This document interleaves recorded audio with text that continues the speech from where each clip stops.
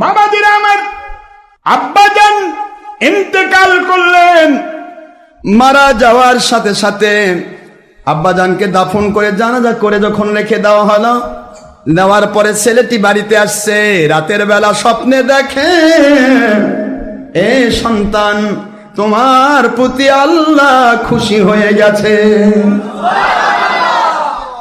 তোমার টেনশন নেই, তোমার প্রতি আল্লাহ খুশি হয়েছে। যাও অমুক এলাকায় যাও, ওই এলাকার ভিতরে দেখতে পাবে 100টা সোনার মোহর আছে। কয়শো? 100টা সোনার মোহর আছে তোমার জন্য রাখা। ওই 100টা সোনার মোহর নিয়ে এসে দুনিয়াতে তোমার অভাব পূর্ণ করো, অভাব যেটা মুক্তি লাভ করো। ছেলেটি স্বপ্নের মধ্যে বলে, রুহানিয়াতের পাওয়ার ফয়েস্তা যত আল্লাহর ওলি বাবা দিয়ে দিছে। সুবহানাল্লাহ কোন স্বপ্নের ভিতরে বলে, গো আল্লাহর ওলি, আপনি তো আল্লাহর পক্ষ থেকে সংবাদ দিচ্ছেন, এটা আমি বিশ্বাস করি। ওই যে 100টি স্বর্ণ মুদ্রা, যেই স্বর্ণ মুদ্রা দিয়ে দুনিয়াতে অনেক সম্পদ হাসিল করা যাবে, ওই 100 স্বর্ণ মুদ্রার ভিতরে কি বরকত আছে, রহমত আছে, আল্লাহ প্রদত্ত নিয়ামত কিনা, বরকত আছে কিনা? আল্লাহর ওলি বলেন, না না, এ টাকার ভিতরে কোনো বরকত নাই। ছেলেটি বলে, দুনিয়াতে 1 পয়সাও যদি না পাই, বরকত ছাড়া টাকা আমি নেব না। বরকতহীন টাকার আমার প্রয়োজন নেই। পরের রাত্রিতে আবার স্বপ্নে দেখে, বাবাজি, আল্লাহ তোমার উপর খুশি। তুমি আল্লাহর ওলির খেদমত করতে গিয়া, আল্লাহওয়ালা আল্লাহর ওলি আব্বাজান তার খেদমত করতে গিয়া সব সম্পদ তুমি বিলীন করেছ, এই জন্য আল্লাহ খুশি হয়ে গেছেন। যাও যাও, অমুক এরিয়ার ভিতরে তোমার জন্য 10টি সোনার মোহর রাখা আছে। ওই 10টি সোনার মোহর তুমি নিয়ে এসো। ওই 10টি সোনার মোহর তোমার বাস্তব জীবনে তুমি কাজে লাগাও।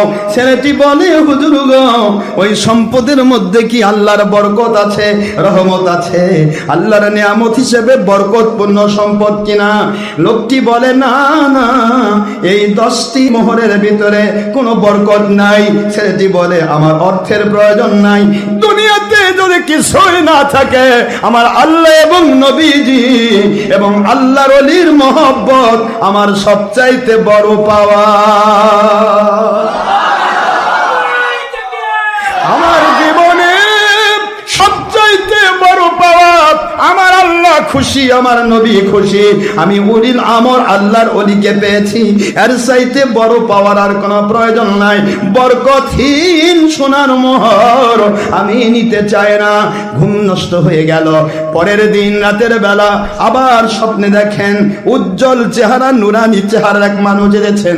বাবাজি, আল্লাহ তোমার উপর খুশি, আল্লাহর হাবিব তোমার উপর খুশি।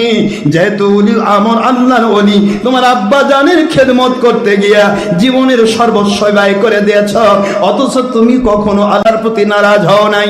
আল্লাহ পাককে তুমি একটি বারও দায়ী করো নাই, কষ্ট অনুভব করো নাই।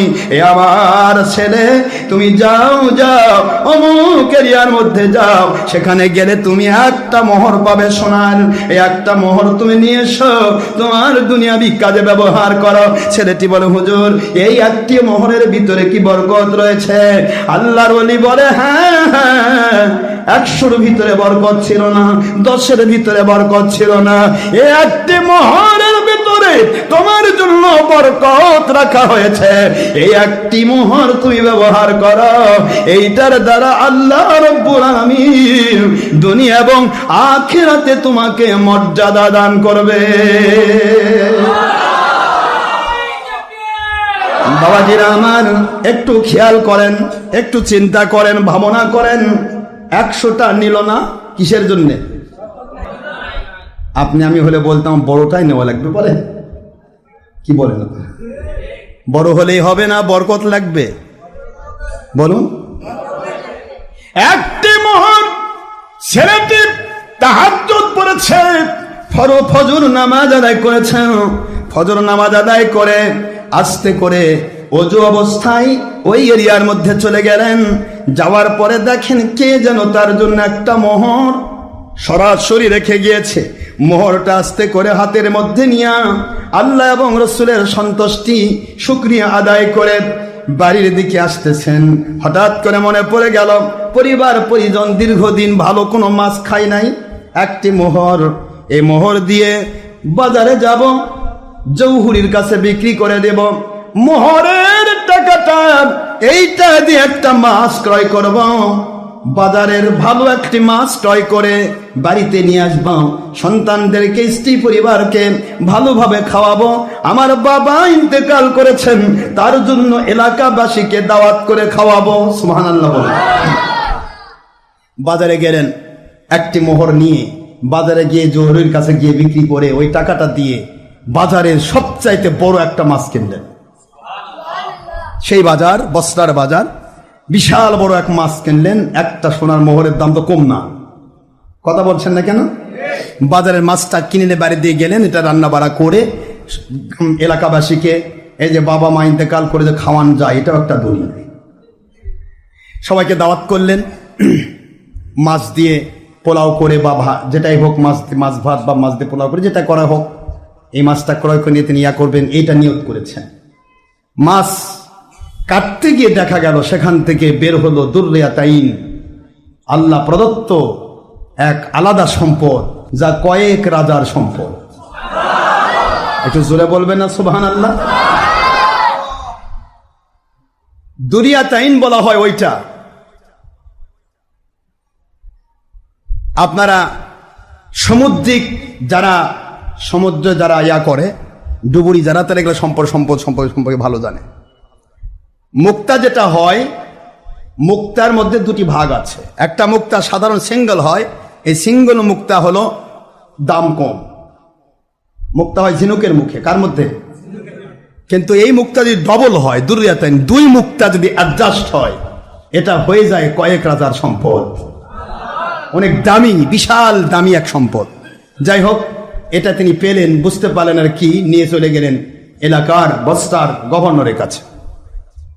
গভর্নরের কাছে গিয়ে দেখালেন যে এটা আমি পেয়েছি মাছের ভিতরে, আমার আব্বাজান দোয়া করেছে, এটা বললেন। তখন বস্তার গভর্নর বলেন, বাবা আপনার বাবা আল্লাহর ওলি ছিলেন, তিনি যা বলেছেন ঠিক তাই হবে।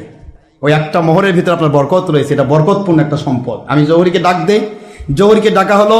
শাহী জহুরি এসে বললেন যে হুজুর, এতে যত টাকা লাগবে এ টাকা আপনার দরবারে নেই। সুবহানাল্লাহ বলেন। ওই পুরা বস্তার সব সম্পদ দিলে এর দাম দেওয়া পারবেন না, তবে ছেলেটিকে আপনি যদি বলেন অল্প দিয়ে যদি দিতে পারেন, তাহলে এই সম্পদটা আপনার, আপনি বৈধ পন্থায় যদি তাকে চান বলেন তাহলে দিতে পারেন। গভর্নর বলেন, বাবা এটার দেওয়ার মতো, এটার টাকা দেওয়ার মতো সম্পদ আমার কাছে নেই, আমি তোমাকে 60,000 স্বর্ণ মুদ্রা দেব। কয় হাজার? 60, 7 না, আবার 7 না, 60, 60,000। 60,000 স্বর্ণ মুদ্রা আমি তোমাকে দেব, এর চেয়ে বেশি আমার কোষাগারে নেই। এই থাকতো আমি আরো দিতাম। আসলে তোমার এই সম্পত্তির যে দাম, এটা আমার পুরা বস্তা বিক্রি করলেও হবে না, তো কাজে এত সম্পদ আমার নেই, তোমাকে আমি 60,000 টাকা দিতে পারি, 60,000 স্বর্ণ মুদ্রা, তাহলে আমি নেব। ছেলেটি বলে, আপনি যা দিবেন এতে আমি খুশি, আলহামদুলিল্লাহ। বৈধ পন্থায় গভর্নরও পাইলেন দরিয়াতিন, পাশাপাশি উনিও 60,000 স্বর্ণ মুদ্রা নিয়ে এসে এলাকার মধ্যে সবচাইতে বেশি দানবীর এক আল্লাহর বান্দা হয়ে গেলেন। দান করে দু হাতে, ফুরায় না। সুবহানাল্লাহ বলেন। আল্লাহ রাস্তায় দান করলেন, নিজের বাড়ি, তার স্ত্রী পরিবার পরিজন, খাওয়া দাওয়া চলা ফেরা সব সারাটা জীবন সেই ছেলেটা এই বরকতপূর্ণ অর্থ দিয়ে তার জীবন কাটলো। এবং তিনি দান দুহাতে করেন, কিন্তু ফুরায় না, কারণ বলা হয়েছে এটা বরকতপূর্ণ টাকা। আমি আপনাদের খেদমতে আরজ করছি, বরকতহীন কোটি কোটি টাকা আপনার জীবনে খালি কামড়াবে, আপনার জীবনে কি হবে? কামড়াবে। এমন এক অসুখ হবে, India Pakistan Singapore out, crore crore টাকা নেয়।